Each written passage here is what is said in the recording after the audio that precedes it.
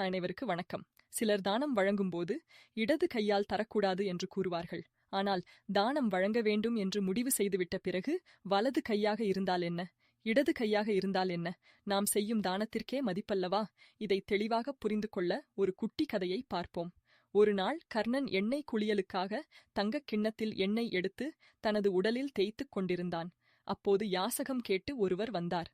அப்போது சற்றும் யோசிக்காமல் இடது கையாலேயே இடது பக்கம் இருந்த தங்கக் கிண்ணத்தை எடுத்து அவரிடம் எடுத்துக் கொடுத்தான் கர்ணன்.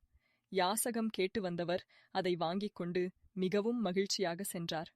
இதை பார்த்து கொண்டிருந்த கர்ணனின் நண்பர் ஒருவர், இடது கையால் தானம் வழங்கக்கூடாது, அது அறத்திற்கு புறம்பானது, இது உங்களுக்கும் தெரியும்தானே, பிறகு ஏன் அறத்திற்கு எதிராக இடது கையால் தானம் வழங்கினீர்கள், வலது கையால் தானே கொடுத்திருக்க வேண்டும் என்று கேட்டார்.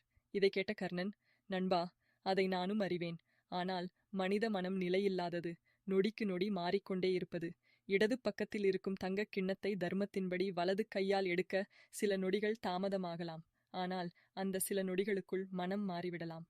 இவ்வளவு விலையுயர்ந்த கிண்ணத்தை தானமாகத் தரலாமா என்று மனம் பகுத்தறிவை பேசத் தொடங்கிவிட்டால் என்ன செய்வது? என்னுடைய கொடை தவறிப் போக வாய்ப்புகள் உள்ளது. அதனால்தான் இடது கையில் அதை அளித்தேன் என்றான் கர்ணன். இதை கேட்ட அந்த நண்பர் கர்ணனின் ஈகை பண்பை எண்ணி வியந்தார். கர்ணன் இறக்கும் தருவாயில் கூட கண்ணனிடம் தனக்கு முக்தி வேண்டாம் என்றும் எத்தனை ஜென்மம் எடுத்தாலும் உதவி கேட்பவர்களுக்கு இல்லை என்று சொல்லாமல் கொடுக்கும் மனம் வேண்டும் என்றுதான் கேட்டான் கர்ணன்.